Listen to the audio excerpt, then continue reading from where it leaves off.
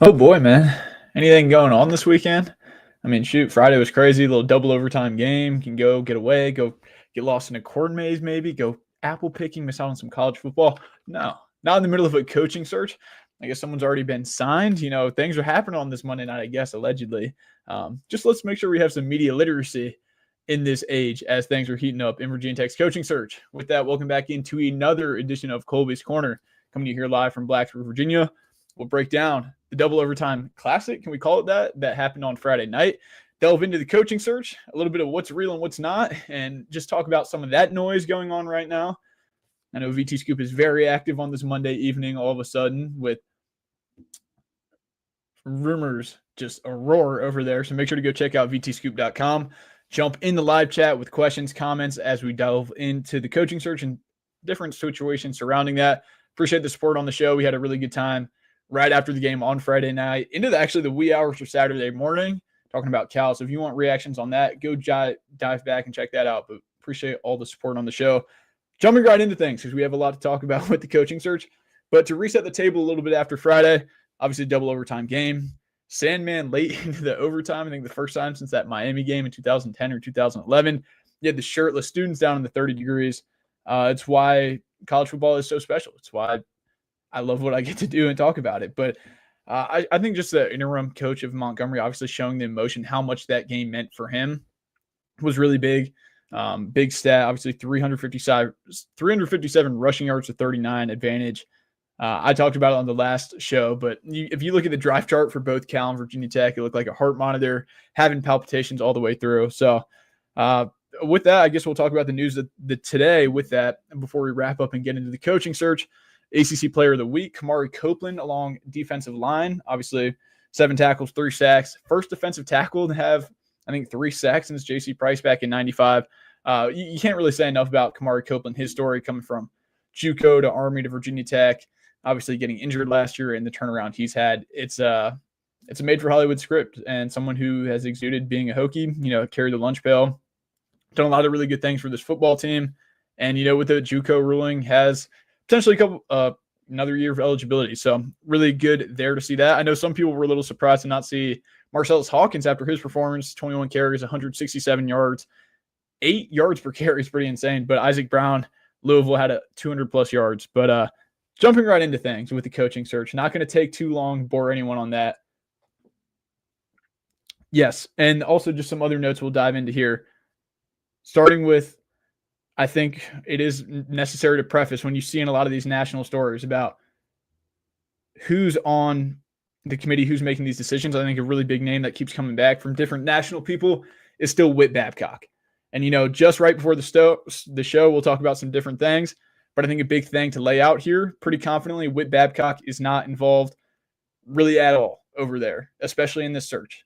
And I don't know what PR response or how that rollout is going to look, what fancy language that the comms department or SIDs, however they want to announce that is something that's obviously going on. I know a lot of people will rest or feel differently when that is officially announced.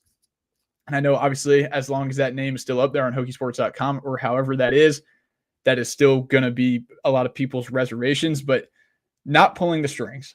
And I think that's abundantly clear, and it just needs to feel very confidently in the reporting on that and that timeline has been expedited in obviously the board and the committee making those decisions. So I think that's important. I know people are talking about flight trackers and different things. I think you have such a big person committee. It's very advantageous. You have a lot of very successful people coming from a lot of different locations. It's going to be a lot harder to track flights in that regard. So that's something. And then lastly, before we get into coaching search, I right before I do a little bit of show prep, I always click over to vtscoop.com. Mind you, no better time to go jump over there. A little bit crazy, but man, love the community over there, and they're always on it. But right before you come over here, you see a tweet from obviously an account pretending to be a 24/7 or whatever, and says signed, sealed, delivered, obviously entailing and sort of claiming that a deal has already been done. Right before the show, as I'm doing some last little prep, just talking to whoever, I get a call from a good buddy who's probably watching this actually and says, "Yo, your boy, what's he talking about here? What's the news?" I'm like, "Oh, you got, didn't you?" So sorry to call you out here, but just make sure you're just seeing through it. And I know patience is tough here, but yeah, just a little bit of patience. I can't say with complete certainty. I can say pretty confidently, no deals in place right now. So I know people were looking for that, but that's where we're at right now. So now let's jump into some of what we're hearing. Appreciate everyone jumping in here. Make sure to jump any questions or comments in the live chat. We're going to want to touch on what everyone has to say. Any questions, going to touch on those. First off, let's start with the hot name, James Franklin. I know I came on here, I think a week or a couple ago saying not likely. As some things have started to evolve, asking price, just opportunities elsewhere. This is a name, like I said, and the NDA situation is what it is. So like that is something you have to keep it. Take everything with a grain of salt. This isn't just pure speculation, but it's not all intel. It's sort of that mix. James Franklin, it sounds like, has maybe re-entered there a little bit, just with asking price and different things. Very early. A lot of agents talking, a lot of different speculation. But still, hearing that from a couple different sides, that talks are obviously Virginia Tech side, and I know lots have been made of Virginia Tech side being very interested, being a little receptive, and testing the rest of the market. Obviously, the Brian Kelly operation down at LSU adds a whole new element. But let's talk about that with James Franklin. Are LSU or Florida going to jump on James Franklin and be their next head football coach? It's not looking like that's going to happen. So I think that's a really big piece to bring in there. That talks maybe early on we're not where, or agent has to try and go get all that he can. Maybe if they can come to the table and agree a little bit more on something that sounds like something that's come out. But just talking about what James Franklin brings, he's a brand builder. And in the era of ACC football where you have to go bring eyes, especially Virginia Tech, you have to look at these football teams really what they are, corporations. How do you increase value immediately? You have to get eyeballs on it. You have to be able to flip it. This is a CEO type. Obviously has a great recruiting footprint in the DMV, Pennsylvania, Virginia area. Been doing it for a long time at obviously Penn State, but also Vanderbilt before that. Deep ties in the 757 region. And, 128-60, won Big Ten championship. Obviously won the Fiesta, Cotton, the Rose Bowl, I believe. So someone who's done it at a really high level, but it's just what other options are out there. Do you go to Oklahoma State? That's a little bit outside of your region. Arkansas, now in Auburn could open up. Do you go to those schools and know the SEC can sort of cannibalize itself? Obviously, it's very clear his goal is to go win a national championship. Does Virginia Tech give him the best opportunity to do that? It sounds like that camp or agent or whoever, and like I said, take everything with a grain of salt, has become at least a little bit more receptive as of late. And I think for Virginia Tech, that's a prime candidate for them. So I think that is really big. Just a couple other notes with him, like talking about LSU and Florida, potentially that ask coming down a little bit. What do you do on the offensive side of the ball? Obviously, the Andy Kotelnicki experience hasn't really worked out, or the experiment there hasn't really worked out on the offensive side of the ball. Do you go more with another style head coach? Obviously coming off of Brent Pry, bringing in Franklin. But I think this would be the splashiest hire that Virginia Tech can make if it is to go that way. Like I said, very early, October 27th. I don't expect any movement here soon. I know he's currently unemployed. I know people all of a sudden on this Monday night think just the wording of Evan and some different people is it's already done. I wouldn't take anything too far. But I would say there is some positive momentum building behind that just on some of the things you're hearing. We'll touch on that a little more, I'm sure, in the comments, but just some initial thoughts there with James Franklin, maybe changing the tune a little bit on him as things are evolving and could be growing a little bit more positively for both sides there. Next up, hearing obviously some Bob Chesney down at JMU. And I know this is a little bit off the wall and people, I know lots have been made of it of maybe a lower tier, but this is someone who's 48 years old, 126-51, 15-5 at JMU, 7 conference titles in his head coaching career, obviously at lower levels. Every program he's been at, he sort of turned around. Sal Regina, Assumption, who else coached at Assumption? Brian Kelly. Maybe don't make assumptions, what that happens, but also Holy Cross and JMU, and has just sort of been able to turn programs around. He beat UNC last year, 70-50, 9-4 in his first FBS year. I believe won the Boca Raton Bowl last year against Western Kentucky in his first. And for me personally, like when you look at this guy, he definitely has the lowest floor of some of the other names we're going to be bringing up, moving up that level. He has the lowest floor, but potentially the highest ceiling of, long-term success at Virginia Tech. Potentially, like I said, everyone's going to, and I think a lot's going to be made of it when you look back to the 2021 cycle. Brian Kelly going from Notre Dame to LSU, Lincoln Riley going from Oklahoma to USC, and now everyone wants the next Curt Cignetti after seeing what Indiana's done. It's a lot easier to say everyone wants the next Curt Cignetti than actually finding them, and I know it's easy with the comparison being right there at JMU. It'll just be really interesting to see that. I think offensive staff and defensive staff is really big with him. I wish I had it in my notes, but Colin Hitchler, his defensive coordinator at JMU right now, is someone who's been very well traveled. Was on that CFP team at Cincinnati as a safeties coach, co-defensive coordinator. Spent as a time in 2023 under Fickle at Wisconsin as a co-DC. Alabama last year under Womack as a co-DC and safeties coach, and now has been the DC at James Madison. Has really good success. And then their offensive coordinator, his name is slipping me right now, but this is a guy who spent time at Mississippi State. Dean Kennedy was a quarterback, so obviously a big thing has been quarterback development. I think that's obviously really big to have a guy who was a quarterback, develop them. Obviously with Tyler Bowen being an offensive line guy and really having some instability there with Chris and different things. Was a GA at Mississippi State and then a GA at Florida under Mullen, quality assistant. So he's seen it there, and then jumped in with obviously Chesney at Holy Cross as a quarterback, then an offensive coordinator and calling plays for JMU. So while his tree might not be as extensive as a guy like James Franklin, there's someone who's done a really quality job, I think, of building out his staff at those lower levels. I think that's a good, synopsis on him, and we'll touch on more of it. At this point, make sure to subscribe to the channel, like the video. I see the comments are very lively. Every now and again, I look over and I get a little chuckle. So you guys are pretty classic for that. But subscribe to the channel, share it with a friend as we heat up into this coaching search. And as we're heating up, not taking the shirt off yet there, Andrew. And then obviously Shane Beamer, had Brad Crawford on the show, had a lot of smoke around Shane Beamer's name. 32-27 at South Carolina. Could be, staring down a 4-8 season there at South Carolina with everything going on. Obviously, the guy who's SEC Coach of the Year. And this is somewhere where it's like, you hear the mantra, defensive coach with pride. You got to go offense. And I'm hearing that on some of the sides of players and players' parents. And like I said, in the whole scheme of things, it's not the biggest deal, but that definitely does have some of the dynamics with it. Where do they go? Because obviously Shane, a little bit in Dabo in the way, like what is your specialty? What is your specialty? And, Dabo had really great coordinators and Venables and Elliott and different people. And Shane maybe doesn't have that premier offensive or defensive play calling. I mean, you can call him a special teams wizard, and you're sort of seeing the effects of that on the offensive side of the ball with Shula and the issues there. So I feel like there's an issue with it. And then it's also obviously he's currently employed by South Carolina. And I find it very hard to believe he's going to leave that job without taking that buyout money. Now, I think the biggest thing that I don't think I even brought up well enough on that Brad Crawford show was obviously the buyout figure.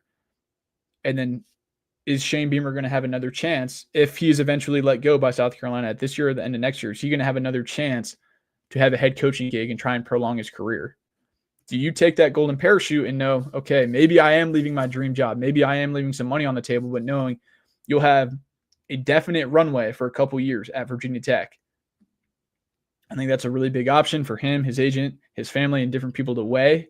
And like I said, they could go run the table here and a lot of things could change. They could go be Clemson and whoever they have down the stretch. And Ole Miss. And, things could change down there. But right now, I think that's kind of where it's at. Shane's name is still firmly in the mix. I think those three names are squarely being brought up. And like I said, a lot of it is driven. The information sources are very tight compared to different. But Franklin has become a lot louder as of late. Chesney's sort of been pretty consistent, but also buzzing. I think Shane got really hot there and still is on different fronts.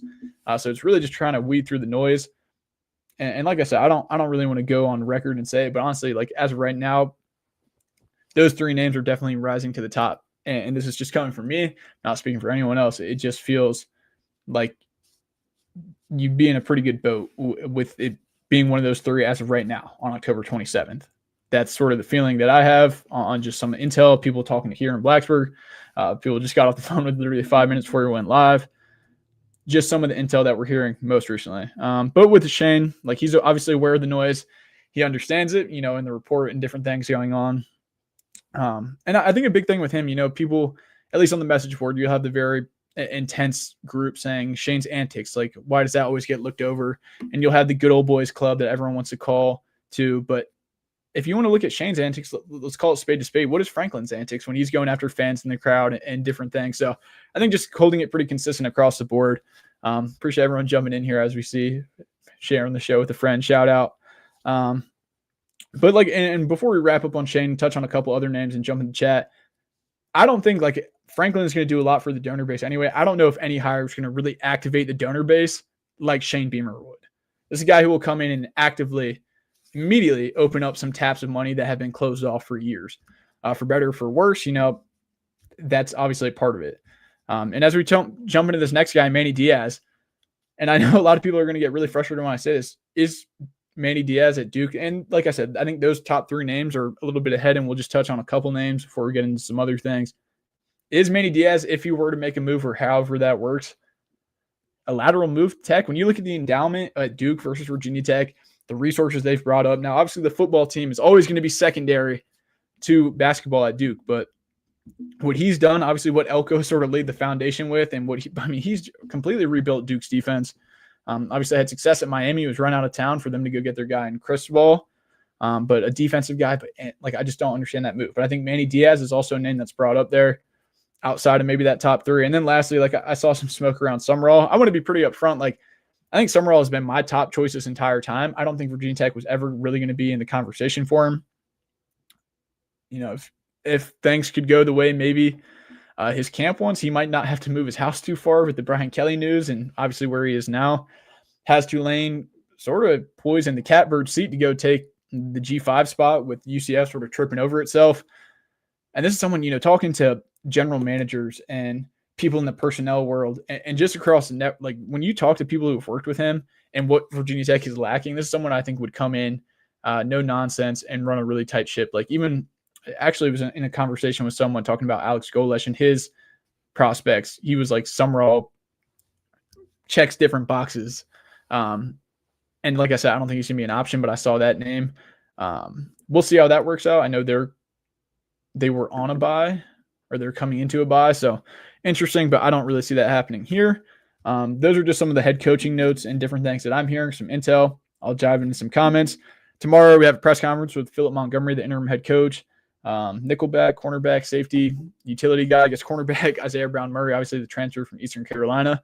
If you're on the YouTube channel after this, you want to go check out a good conversation I have with him this summer. Was gracious enough to give me about 20 minutes with him, introduce himself. If you want to learn some more about these players that might be here for a little while, and then tight end bids, you guys know. But with that, appreciate everyone in here. Let's start going back through the live chat, seeing what's going on.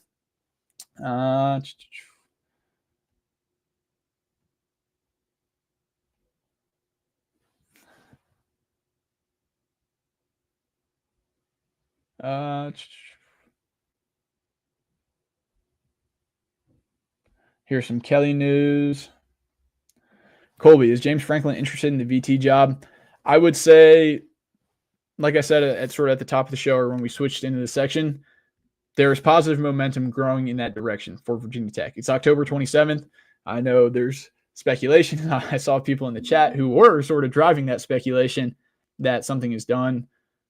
I feel pretty confident under the assumption that nothing is done. And like I said, Bob Chesney worked at Assumption. Brian Kelly worked at Assumption. You know what that does. But feel pretty confident at this point, employed or unemployed, there's still some movement and pieces to fall where they may. Obviously, some leveraging to be done by different agencies trying to make the best for their clients. And we'll just leave it at that. But I would say, I know obviously VT's had interest, and it was a lot on Franklin's side, and I think there has been some positive momentum in that direction. So that's all I'll say on that. Get your top 3 head coach wish list. I don't know if it's a top 3 head coach wish list, but like I sort of laid it out there right now, I would feel pretty confidently in that top group of being James Franklin, Bob Chesney, and Shane Beamer. It's just where the most smoke is around the names. And like I said, in past, haven't had too much experience in past, at least head coaching searches, at least at Virginia Tech, but in coordinators and different things, it's, a lot of the times you'll hear these smoke and it's always someone maybe potentially out of left field, but just as of right now, it just feels like that's garnering the most direction. Honestly, with all of them, they all have their benefits and drawbacks. I know there's a massive anti-Shane crowd. I would say out of those 3, Shane probably has the loudest detractors But with all three of them, I think you're in a much better spot than you've been.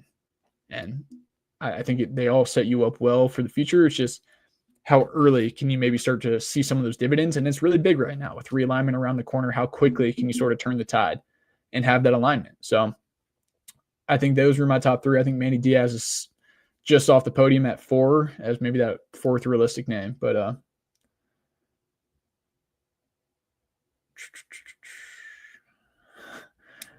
lot of stuff to sift through in these comments. Jimbo Fisher is the next head coach. I know people have made that obviously connection. Actually, I had a teacher talking to me about this the other day. Obviously, Eddie Royal and Jimbo Fisher sitting on the ACC network staff together. Not a name I've heard come up. I think he could honestly, actually talking to someone today in that world, I could see him maybe working his way back into coaching somewhere with some of these openings and being attractive. But I don't see it at Virginia Tech at this point. But I mean, it's something to note. But I don't hear that right now. Man, some classic comments in here. If anyone is in here, wow.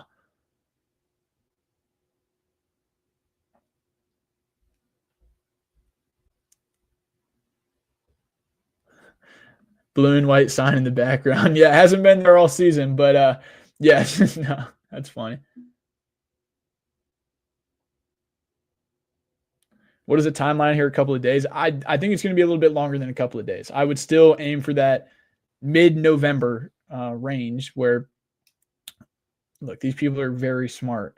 And this is why athletic directors and people usually always, that's why you've seen James Franklin and Brian Kelly just right below Jimbo Fisher had the biggest buyouts in history because athletic directors sort of get taken to the woodshed and taken advantage of by these agents to leverage them and make them squeeze out every dollar or every resource or however it shakes out. So I don't think it's going to happen that soon. Now, yeah, like if it is Franklin, and obviously with him being unemployed right now to hit the ground running, flip some recruits, lock in some of that, and, you know, with some runway, yeah, that would be ideal.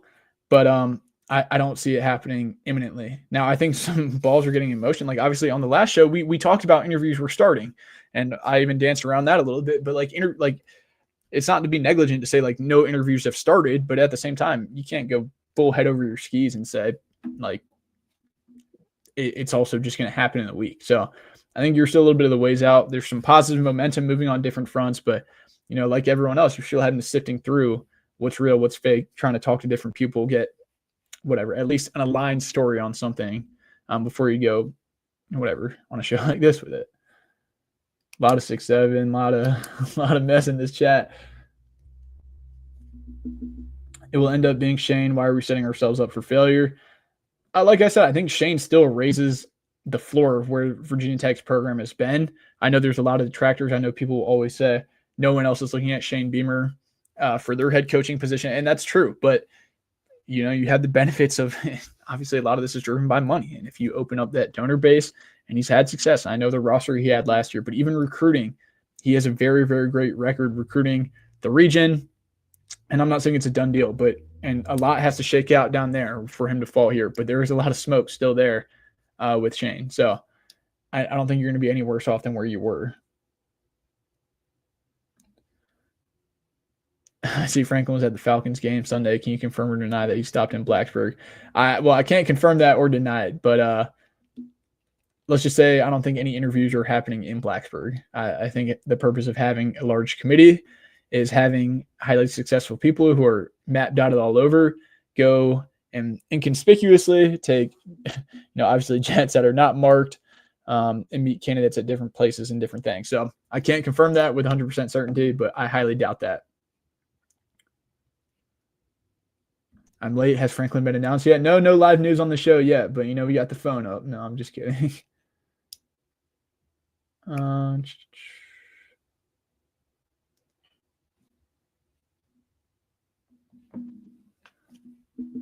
Holy live stream tonight from the Alpha Phi house.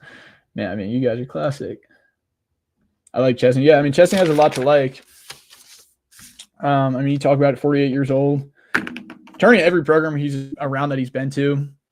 And I think that's really big. Like, he's not going to have the same trees. And like you said, when you talk about a guy like James Franklin, another candidate I brought up is Manny Diaz. That is on the Franklin tree in a way, obviously being the Penn State DC, I mean, talk about Brent Pry, the former head coach at Virginia Tech, was on the James Franklin tree. On the defensive side of the ball, probably has some more success. And I know if you want to mark Shane down for his offensive coordinator hire woes, James Franklin, as of late, really hasn't activated that offense and maybe reached their ceiling. I know last year they're playing in the national semifinal, but did Drew Aller and that offense really live up to the hype? For all the recruiting, did they recruit the game changers at that wide receiver position, or did they get, let alone a Norfolk guy from Maury High School, DeAndre Lambert-Smith, and then they let him go and he becomes an all-SEC guy at Auburn? So, there's going to be positives and drawbacks to everyone, and I know it's going to be impossible. And, it's great. You buy into it, buying or selling it higher immediately. Oh, this was a hit. This is not. You're not going to really know until they start. LSU thought they hit it with Brian Kelly. Indiana was okay, maybe they thought they had the guy in Kurt Signetti. I don't think they thought they were going to be playing the CFP and now they're number 2 team in the country. So a lot of it is sort of wait and see now in this moment. Expect Chance Wiggins, Keelan Adams, and Jeff Overton to stay. I don't want to speculate too much on this because these guys are going to make some decisions. I would feel, as of right now, with speculations and different things, I think just where are you going to go with the tape and operations? For a lot of the stuff going on behind the scenes, people could be a lot more sour or vindictive, especially maybe a guy like Overton. But for him to handle the situation with class and dignity and the way he did, and to dress out, I mean, that'll be his story to tell one day. But really, really sort of impressive with a lot of the stuff behind the scenes there, obviously.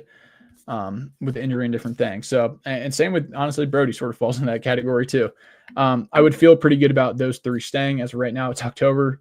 That window is going to open, but without having tape, and I mean, a lot's there for them. They have the runway to sort of take it and run with it when they're here. So I'd feel pretty good about keeping them. Obviously, all of them very highly recruited. Could be a really big part of whatever the next head coach comes in and does. Those are sort of cornerstone pillar guys. But yeah, some more moving parts behind the scenes with some of those guys. I wouldn't expect to see Chan's back for this year. I know I've been getting fried on the boards for obviously saying Brody's timeline, but we'll see how that shakes out here at the end of this year. But yeah, that's sort of my take on that. Franklin has the highest ceiling. I would say, what is the highest ceiling? Does he win a national championship at Blacksburg? Does that look like? I think he could get you to ACC championships consistently. If you want to look at that versus Shane's shown the ability, like I said, even as I'm talking through this, Shane's shown the ability to win big games, and they lose to Illinois in a really big spot in the Citrus Bowl last year. Alabama back-to-back last year in Bryant-Denny, down the stretch, it looks like they might have a chance, but they won some really big games last year. But I mean, I think Franklin still has that highest floor, but does Shane really have? Shane kind of has some really crazy results on his ledger that he's been able to sort of go into places and upset. You think about that Tennessee team with Hendon Hooker. I know he got hurt in that game and there was different dynamics, but yeah, I mean, I think that's definitely fair to say. Would a splash hire like Franklin keep or replace most of the talent? I think it's difficult because you're talking about a fired head coach. This is not a guy who's jumping ship and taking a lot of his luggage with him. Those guys committed at Penn State to James Franklin, but he's been gone since week 4, week 5. It's a little bit different. So I think you're going to try and keep a lot of that talent, talking about a Brody, a Chance, guys on the defensive side of the ball. And also it's the timeline of it with the way signing day falls and just signing day, transfer portal. I mean, there's going to be an overhaul. They just committed a 26 kid, Isaiah Pena. So that's another scholarship taken up, which is also sort of funny when you talk in the agent world about how they feel about that and different things. But it would be a mix. You're going to see a massive overhaul either way. A lot of guys are going to hit the portal. A lot of guys are going to be shown the door. So it's going to depend on the staff and the personnel.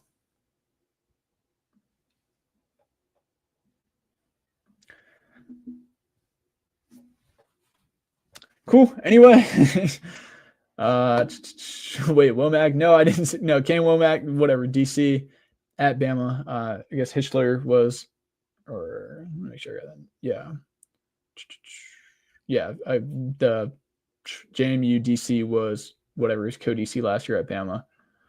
Kolby, how excited are you for this hire? I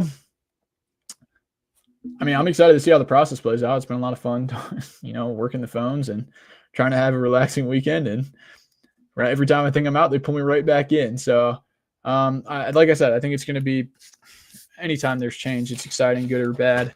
So I think they've been very extensive in their search and process and the way they've gone about things, maybe even over the top. So, the funding, and they've done a really good job of trying to sell it. And now it's just seeing where the chips fall.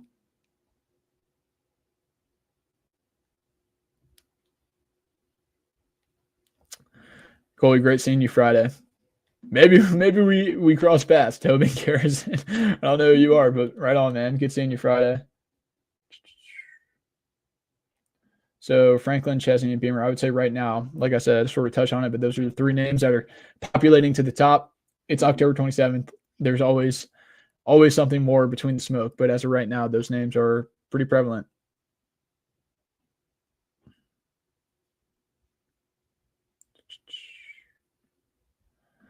When we get to the airport and hide out in the bushes, get us the scoops. Well, we know we've done this before. Last year, obviously, almost just as a meme for VT Scoop during the defensive coordinator. Just always wanted to entertain the board. But like I said, I don't think the flight tracker season, after obviously some past woes at different institutions, I think people have been very, very calculated and targeted in how they're going to do that to not have things leak out that way. But, it's always fun to hop in the truck and go race over there and see what's going on. What's the timeline for getting Franklin? It would be the most beneficial for getting him to go early. Yeah, if it were to go that way, like I said, I would expect around mid-November. Yeah, it would be really beneficial to get him in there early and, lay the groundwork. But a lot still to play out. Like, they're still going to play 12 games on the schedule, one way or another. They're not going to mail the season in. Now, for recruiting, yeah, it's really big with that first December week being signing day. I'm really excited for signing day. Make sure to subscribe to the channel. For signing day coverage, I think we're going to do a really good job of that when that comes down to the pipe, because it's going to be a lot to take in really fast. So we're going to try to do our best on vtscoop.com, but also on this YouTube channel to try and provide the best coverage on that. But a side note, yeah, I would expect mid-November to sort of that November 20th range to start to hear the news, because like these people have done this before. You're going to wait to see what the options are and how they fall before you go and pull the trigger on different things. So I think that would be the most expected timeline if it were to go that way.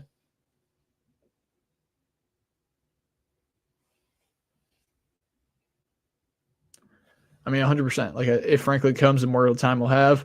I mean, the transfer portal window is January, so like you do have time with that. Like, if we're talking mid-December, and that's a whole nother aspect we haven't even talked about. Like a Will Stein guy, and I'm just throwing out his name. Just take it with a grain of salt. Or like even let's say Matt Patricia, defensive coordinator at Ohio State. If he wants to go interview for any job, let alone Virginia Tech, like he's probably going to want to stay on and see that title run if they can push till the end. So that complicates the timeline now, just with the way college football is set up, where you can't really afford to go after maybe even a young guy who's on a competitive team, or he's sort of foregoing his chance to go coach that team, because it's just a really interesting dynamic. And that sort of ties in with like moving the Rose Bowl off January 1st, whatever. It's just a very different time in college football where you have such a quick trigger on firing these coaches and you're almost expecting to hire a new one by mid-November before the season's done. It's just very, very different. Because think about like when Saban left and when DeBoer was brought in, even just a couple years ago. So it's just rapidly reshifting and changing the market. And we haven't even brought like Lane Kiffin to go and switch this entire thing on its head. I don't expect it or see it to go really that dynamically, but like things are always a-changing.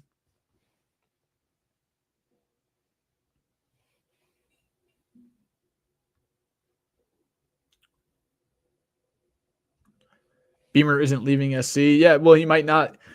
Sometimes they can show you the door if you get enough people moving in the right direction. I'm not saying it could go that way. You've heard some smoke from people saying it's not if, it's when. But like I said, it's really too early to know that. They could go and completely change the season down there still with 4 games left. So I like Summerall as well. Yeah, like I don't even know if it's valuable to even bring it up here because I don't see it as possible. But like I just think he's someone who could succeed just based on people I've talked to and just knowing the little bit I do and know about him and interfacing with different recruits who have dealt with him or even played with him. So like I said, I think he's on for some bigger depending on what goes. But yeah, that's sort of what I just touched on there. You see most giddy talking about Franklin. Well, I was giddy because before coming on the show, just clicking over to vtscoop.com, you saw a lot going on over there regarding that. So And like I said, that was sort of the news of whatever the last since Friday or whatever it was. Just hearing a little bit more about that. When at first, like I said, I came on the show and said, "Is it really a possibility?" And now I'm not saying it is, but things are working that way. It sounds like as just other jobs are prioritizing or looking at where they're actually going to go and just resetting what's going to be possible for him. Okay, now we're getting into very serious stuff, y'all, here. Owen Chicken Parm or JP Chop House? I mean, this is without a question. JP Chop House. Give me the London broil. Give me all the specials. They just had oysters there the other day. I know this is what everyone came here for, but yeah. They have lobster. Mix it up. Get some mashed potatoes, asparagus. Yeah, got to check it out.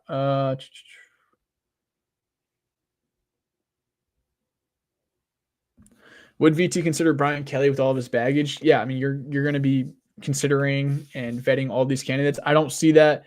Now, this was a name that was brought up the week prior to this last week at A&M. So I don't want people to take that the wrong way and say, wow, they already had him circled. But no, I mean, like this is something with just reading how things are going or how the trend is moving. This is a name that they had monitored, or it sounded like they at least had monitors in the agent world for the Virginia Tech opening. I don't know. I highly doubt they would go his way. And like you said, baggage is the right word. A lot going on there. I know a lot's been leaked out, obviously, in the last day once someone gets fired. But even just talking to some recruits who have dealt with Brian Kelly, or even just past players, a lot going on there. So I wouldn't expect that. No, but you have to do your due diligence on everyone. Why does everyone in the program say Beamer? That is interesting. A lot of people connected either directly, feel like that. There's a lot of smoke there. There is, like I said. And when that report came out with Brad Crawford, I know a lot of people ripped it up or however, but there is just a lot of noise that could happen. So I think those top three names is just where the buzz is. And as of right now, it really is just all buzz. It's not someone coming out and saying something directly. It's just, if this keeps popping up from people who, usually you talk to and you're like, oh, okay, let me jot that down. It's just something that keeps circling back. So it's just something to watch, and don't be shocked if it were to go that way. I don't think at this point anyone who has kept up with it would be shocked if they heard that, just based on the rumor mill and what's been going on. What's a realistic timeline to expect on an announcement? Like I said, sort of that mid-November timeline I would expect. I think by Thanksgiving dinner, you'll have a clue.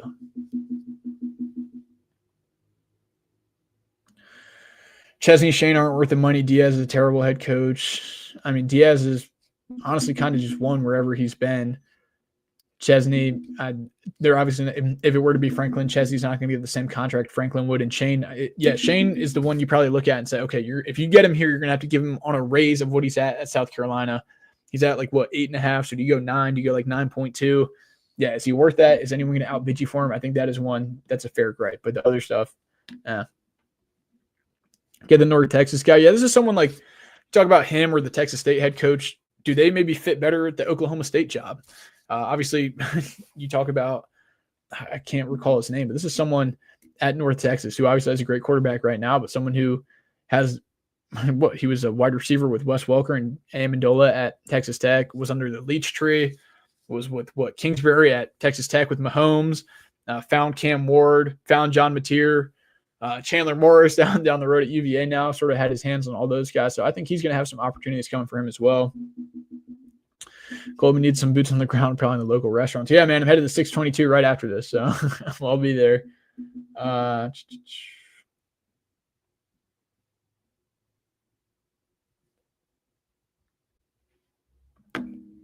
Yes, hit the nail on the head. There we go. No, like I said, Penn State obviously is always trying to take a big swing there with different things. But no, Urban Meyer was a name that came up very early on the message board. You got to love vtscoop.com message board.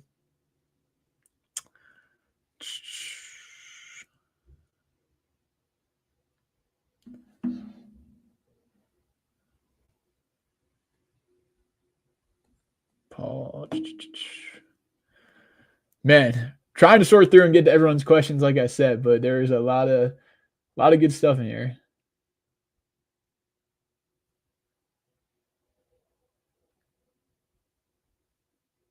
Is Beamer still on the list? Definitely still on the list. Why do we still talk about recruiting like it actually matters? Every significant 3-star plus player just takes the most money. Recruiting will always be the lifeblood of college football.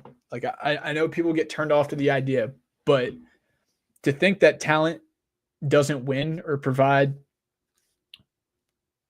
I mean, you cut on some games and the talent gap is so large, it's almost abhorrent. Like I think recruiting is so key, and I think whoever gets this job is going to be super important to try and fix some of those relationships. That good article just ran on vtscoop.com today, talking to some high school coaches in the Virginia footprint, and their take. And obviously, a lot of it got pushback, but being able to recruit effectively your region, identify talent in this era, is almost what sets you apart. Like I know Alex Golesh, we didn't even talk about him as like one of those whatever top candidates. This is someone at USF who has outpunched his weight class recruiting. If you do that, I don't know. Like I think recruiting metrics have only backed it up. When you look at the blue chip ratio, and I know things have spread out, and Indiana's maybe going to break that with having no 4-stars or whatever it is on their roster. Recruiting definitely does matter. You do have to have your war chest. You do have to be able to pay players now in this era, but it 100% still matters in getting talent through the door. Talent at the quarterback position, talent in the trenches.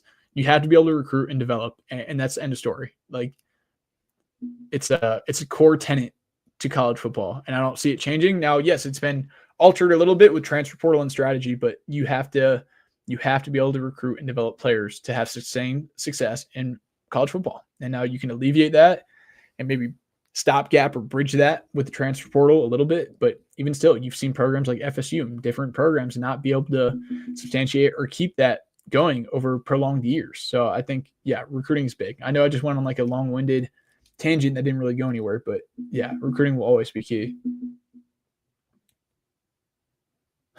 Man, this comment section is unreal. Most smoke around Franklin, in your opinion? It honestly changes. Like if you told me last week, I would have said Shane. If you would have told me yesterday, I would have said Franklin. If you would have asked me today at noon, I probably would have said Chesney or Franklin. It's sort of circulating, but I would say there is a lot garnering that way. And as you just look at how the chips fall with some of those bigger jobs that people maybe had slotted in and not really regurgitating that same interest in them, I think there's potential things moving that way, and maybe a change of heart on the committee in some different things.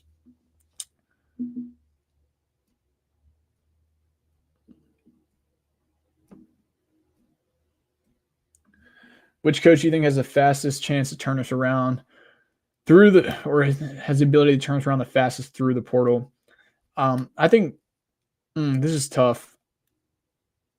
I mean, it's obviously going to be Beamer or Franklin. It's just how receptive are some of the Penn State guys in coming. I think Shane will be able to take some of his guys from South Carolina. I think he'd be able to flip some guys from the high school ranks. From the transfer portal, I think it's got to be James Franklin, though. I mean, people know his ledger, what he does. I think it would be James Franklin. Kolby has the worst poker face. Yeah, good thing we don't gamble. Adam Silver, I'm not going on the stand. Okay, let's put this to bed. I see people obviously trolling in the comments. Paul Collins, not a 24/7 insider. We have some people obviously following. Whatever. Believing this. Don't believe everything you read on the internet. Yaya, I know you're watching. Don't believe everything you read in the comments.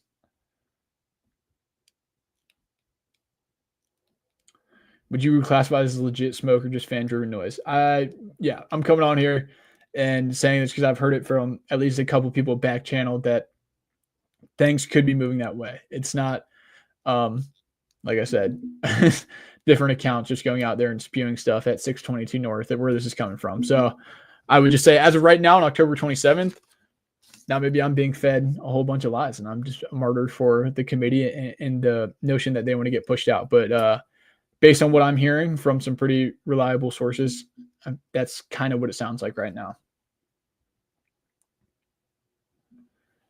Been a real fun season post ODU game. Yeah, Lance. I know down in Raleigh, obviously a good one, which was good. And then, I think last week, I think Doug posted on the board, people were walking out, maybe even me in that post reaction show saying like, this is a classic in Lane Stadium, a double overtime game. They play Enter Sandman late. I mean, whatever. Attendance was 53,000. Your team's 2-5, but to get a Power 4 win at home in Lane, that's really big because season ticket holders were going to go a full year and see a Wofford win. So I think that was a really big notch. Obviously Friday night game, fireworks. So I think it has been, enticed, whatever, exciting. And you've got some opportunity. You welcome a really good, I think a really quality Louisville team. We'll talk about this more in the Wednesday night show. We've already gone pretty long tonight, but a really quality Louisville team on Wednesday that could have some college football playoff aspirations in them. But yeah, been exciting, been a fun season. I thought the Cal game was awesome. Just, being able to take that in. I thought that was amazing. Just had everything you would want in college football.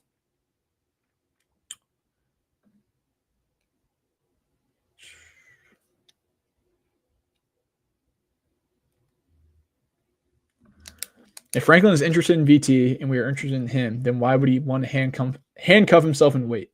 We could have our championship team assembled by Thanksgiving. Now, I know this is obviously a little bit tongue-in-cheek or sarcastic, but what moves are you going to make before Thanksgiving? Yeah, you could assemble your staff and start building out some of it, but what players? The portal, they've changed the window completely. Who are you going to go out and poach? You're going to bring Dante Lovett and Tucker Holloway and these guys who are already in back? The timing, yeah, you could lay the foundation a little earlier, but also in negotiations, it's all about leverage. and that's why I think it's a lot better to, in some cases, take it out of the hands of the athletic directors where they haven't really had any experience in brokering deals. And I think that's why, in a certain instance, having a committee that's seen and done that at a high level is valuable. But yeah, I don't you're not going to be making massive roster moves, but then there's also the recruiting doesn't matter. So can you get a high school player or whatever? That's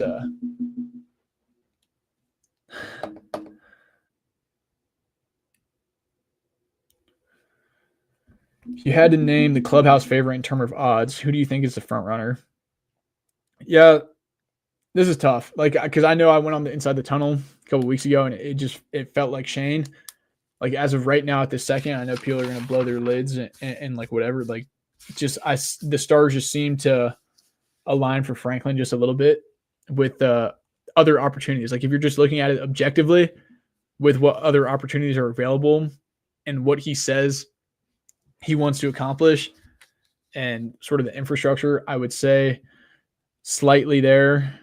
But I mean, it's honestly, it's a pick 'em between those three I named, and any curve could change that. So.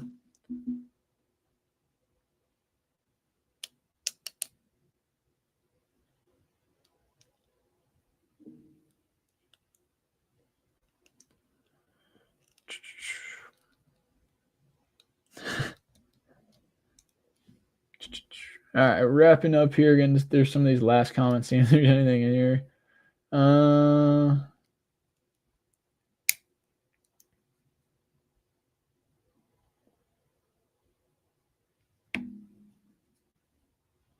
Why is the Memphis head coach not on the list? I take him over Shane Chesney. Yeah, I'm a really big Ryan Silverfield fan. He's done an amazing job. Now, like I said, they've got a lot of really good infrastructure there at Memphis, but he's done an incredible job. When you talk to recruits and different people, I remember talking to a guy actually at a Virginia Tech's camp this summer, actually right after I had a long chat with Pry, but I remember talking to him and sort of the structure that he had on his Memphis visit and the way they treated him, had things set up. This is someone who has great organization. And I've heard the same about Chesney in the same regard, just great organizational structure, as opposed to, like I said, they were at a Virginia Tech camp. So just sort of the comparison, and he'd been on Virginia Tech visit as well. The comparison back and forth. Someone who's, really has his direction sort of put together, his vision, and has been able to execute it, granted at the American Conference level. But I think that's someone, I haven't heard his name brought up as much in the Fuente. But if you want to bring up the Fuente fatigue, then James Franklin comes from Penn State, and you just fired Brent Pry. Now, I know it's a little bit different, but yeah, I'm a little surprised by that too. Where do the odds tech gets no one on the list? I guess it's possible. As of right now, like I'm saying, as of right now, just take it with a grain of salt as of right now. And I know I'll be crucified, but as of right now, those are the names that are popping up the most. But was Brent Pry popping up really until sort of the end? I mean, shout out Evan G. Watkins and VT Scoop. They had that there closer to the end. But, when that news first kind of broke, that was not the first hottest name. And now I know we've been weeks into this, but that's, I think, where it's sort of at right now.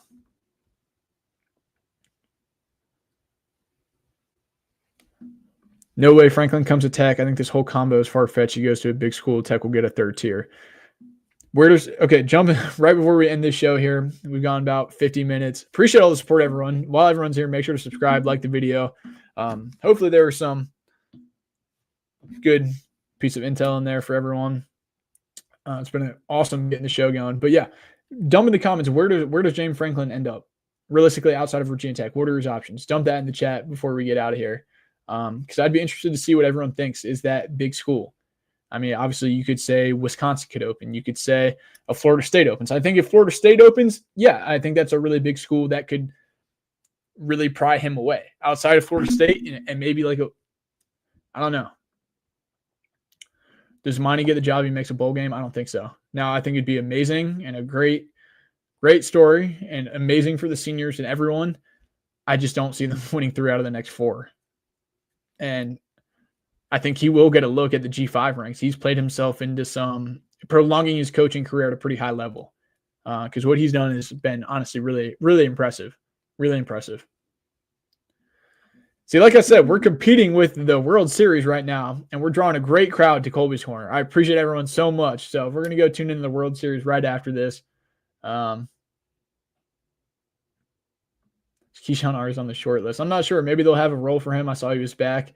Funny story. Actually, his cousin, we played on the same high school baseball team in Norfolk, Virginia. And he would come and actually coach us over at NBA. So small world there. Okay, here we got some people respond to my Franklin. We can hear your chat notification. Sounds like Poncho. LSU. You think LSU, after the Brian Kelly debacle, goes and gets James Franklin, who hasn't been able to win the big game, and they just fired Brian Kelly after winning 10, 10, 9, and sitting at, 2 or 3 losses? In the SEC schedule, where it's not just an Ohio State and maybe a Michigan cannibalizing. I just don't see them doing that. Maybe I'm wrong. Maybe James Franklin is their big guy. I just don't see LSU firing Brian Kelly to go get a James Franklin type. Auburn, if it opens, okay, maybe. Like I said, maybe do they go get that type too, where it's obviously been such a big deal for Hugh Freeze to go win in the SEC and how they just cannibalizes itself and every team is more of a quality opponent. I could see that, though. I mean, that's fair. Florida, FSU, Wisconsin, or UCLA. Florida, I don't see. I don't think he'll go to Florida. FSU, okay, I can get on board. Wisconsin, okay, I can see that. UCLA, I don't really see. I don't see. FSU and Wisconsin, okay, that's fair. I could definitely see that. What kind of money do you predict VT spending on the next head coach? I think this is going to waver quite a bit, obviously, on the candidate, and it depends on the candidate. So I think that's going to be really big. Like a Chesney and a Franklin are going to demand different money. I don't know if I exactly want to put a figure on it. Like I said, Kiffin or someone like that could completely go reset the market if that happens. But I think they're willing to spend 8 figures. And I was early on that. I got grilled, man. I don't even go on like the Instagram or anything. I was getting fried in the comments. They were saying, no way, no way. I think they could be able to push that. And we'll see. Like, agents are going to try and maximize every dollar they can. They're going to leverage everything. And we'll see what Virginia Tech is willing to go do for different candidates. Obviously, I think James Franklin is the biggest one there. And saying, obviously, what they're willing to do. Because that's sort of the top, whatever, reasonable candidate. Where'd you play high school baseball? I went to Granby High School. Shout out the comments. Recruiting-wise, what? They just had... Oh my gosh, name's slipping me on the football side, but he just transferred to Green Run. Anyway, we're going off on a tangent. Appreciate you, man. Thank you. Franklin going to Texas after Sark leaves for Tennessee. And this is what everyone's here for, 55 minutes into the show. Sark is, Texas is arguably the best job in college football. Texas, obviously, just with the endowment, with what you have there. I don't see him departing for the NFL. I certainly don't see that happening. You can't end. Yeah, man, let's stick around and hang out.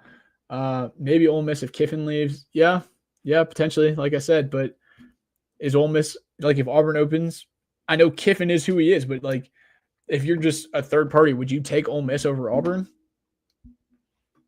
Like, if you have no connection, I don't know. It'll be interesting. Man, these last couple of comments are insane.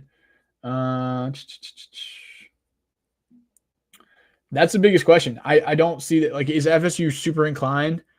And if FSU just loses out, I know I pulled up their schedule, I think at the end of the show on Friday night. Well, I guess Saturday morning, technically, when it was that reaction show. You got versus Wake at home. Like, that's when you want to be able to pull out. And I know, Jake Dickert's got Wake playing really good ball. They're playing really good ball at Wake. So that's tough. You go to Clemson, Virginia Tech, at NC State, and then at Florida. So I think right there you can pencil in 2 losses, and that gets them to 6 wins. So 6-6, Norvell, give them another season. Like, do they find the money? I think ideally, if in a perfect world, you move on, but it's just a really tough spot with the dynamics of everything. And then you have to pay the salary on top of that. It's going to be really interesting who makes some of those moves. Any news on why the arcade shut down next to Benny's? No, I don't know. The one back there. Maybe just too much competition with arcades downtown. A lot of arcades I feel like popping up. I'll just update everyone in the World Series in the chat so you can keep going. Right on. Top 4, 4-2 Toronto. Okay, there we go. We're getting a little bit lost and off track. But, man, I appreciate that. I hope everyone enjoyed. Make sure to subscribe to the channel, like the video, share the show with a friend. It's been a ton of fun getting this going. Obviously, coaching search and season hasn't gone the way people have expected. But I know I've led the show with even Cal talk, and people were a little frustrated by that. But obviously, the news over the next couple of weeks is going to be very heavily leaning on the head coach. But make sure to subscribe to the channel. Make sure to get your subscription to vtscoop.com. This show is only Monday and Wednesday at 8:30. Make sure to come out Wednesday at 8:30 as well. We'll preview Louisville a little bit. Talk about the head coach, see if anything changes, because it changes by – get a text, changes by the hour. So appreciate everyone again. Actually, though, it means a ton. Like, it really does. I know we joke, but, like, it means a ton. So appreciate everyone. Have a great week. Stay warm. It's getting a little chilly here in Blacksburg, and we'll see you on the next live stream Wednesday night at 8:30. God bless. See you next time.